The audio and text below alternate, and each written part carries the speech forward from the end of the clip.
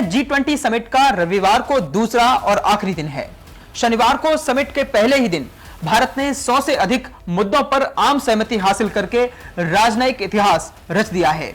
इसमें सबसे अहम सहमति संवेदनशील रूस यूक्रेन युद्ध पर साझा बयान जारी करना था।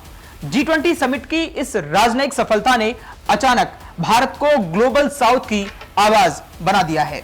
राजनयिक मामलों की जानकारी रखने वाले विशेषज्ञों की राय माने तो भारत में इतिहास तो उस सुबह ही बन गया था जब प्रधानमंत्री मोदी ने अफ्रीका संघ को G20 देशों के ग्रुप में शामिल करने का प्रस्ताव रखा था।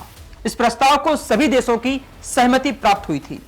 अफ्रीकी यूनियन G20 55 देशों का प्रतिनिधित्व कर रहा है, जो कि एक पूरे महाद्वीप के लिए बेहद अहम क्षण है।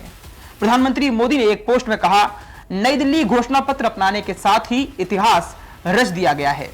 सर्वसम्मति और उत्साह के साथ एकजुट होकर हम एक बेहतर, अधिक समृद्ध और सामंजस्यपूर्ण भविष्य के लिए सहयोगात्मक रूप से काम करने के लिए संकल्प लेते हैं।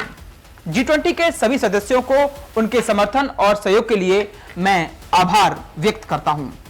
इस घोषणा पत्र और भारत में समिट पर प्रतिक्रिया देते हुए अमेरिका के राष्ट्रपति जो बाइडेन ने कहा, जब हम दुनिया भर के किसी भी कोने में लोगों के भविष्य में निवेश करते हैं तो हम दुनिया के किसी भी कोने में रहने वाले लोगों के भविष्य के बारे में निवेश कर रहे होते हैं। इससे सभी लोगों को फायदा होता है।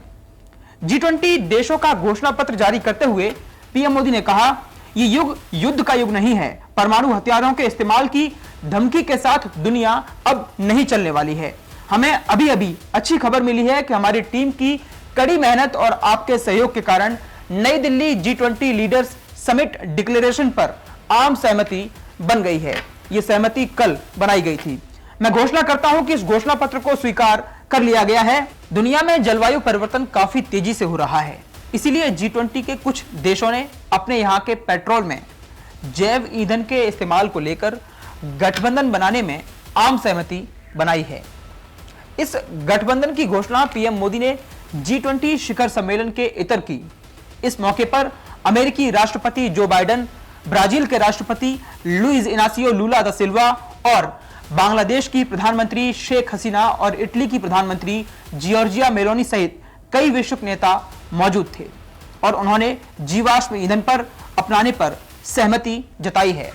भारत के अलावा इस गठबंधन की शुरुआत करने वाले सदस्य देशों में Argentina, Bangladesh, Brazil, Italy, Mauritius, दक्षिण अफ्रीका, संयुक्त अरब अमीरात और अमेरिका जैसे बड़े देश शामिल थे, जबकि कनाडा और सिंगापुर पर्यवेक्षक देश हैं। G20 से दुनिया भारत के लिए और भारत दुनिया के लिए तैयार हुआ है। समिट के पहले दिन अहम बैठकों के बाद विदेश मंत्री एस जयशंकर ने दोपहर लगभग 3 बजे एक प्रेस कॉन्फ्रेंस को संबोधित किया। इस कॉन्फ्रेंस में एस जयशंकर ने कहा कि समिट ने भारत को दुनिया के लिए और दुनिया को भारत के लिए तैयार कर दिया है। यह समिट दुनिया में भारत की अहमियत को बढ़ाने वाली है। जयशंकर ने कहा है कि वैश्विक नेताओं ने इस बात को स्वीकार किया है कि G20 भू राजनीतिक और सुरक्षा के मुद्दों को हल करने का मंच नहीं है, लेकिन उनका यह भी मानना है कि वैश्विक अर्थव्यवस्था के लिए इसके महत्वपूर्ण परिणाम हो सकते हैं। भारत ग्लोबल साउथ की चिंताएं दुनिया को बताना चाहता है। जयशंकर ने कहा कि उन्होंने G20 में यूक्रेन में चल रहे युद्ध और विशेष रूप से विकासशील और कम विकासशील देशों पर इसके प्रभाव पर चर्चा की, जो अब भी महामारी और आर्थिक रूप से उभरने की प्रक्रिया में लगे हुए हैं। उन्होंने कहा कि अफ्रीकी संघ का भारत की अध्यक्षता में समूह का सदस्य बनना भारत की विदेश नीति और उसकी प्राथमिकता को पूरा करता है, जिसमें वह ग्लोबल साउथ की परेशानियों और चिंताओं को दूर करना चाहते हैं। अब ये बात तो साफ है कि G20 की अध्यक्षता करके भारत ने एक अलग मुकाम हासिल किया है। भारत दुनिया के उन देशों में शुमार हो गया है जो बड़े बड़े मंचों पर अपनी बात को बड़ी ही मजबूती के साथ रख सकते हैं, और जिस तरीके से भारत ने अफ्रीकी यूनियन यानी AU को G20 में शामिल किया है, वो कहीं ना कहीं भारत के कद को और दुनिया में बढ़ाने वाला है। इस वीडियो में फिलहाल इतना ही। देश और दुनिया की तमाम खबरों के लिए और G20 से जुड़ी खास पेशकश के लिए आप बने रहिए न्यूज़ वन इंडिया के साथ। मुझे दीजिए इजाजत। धन्यवाद।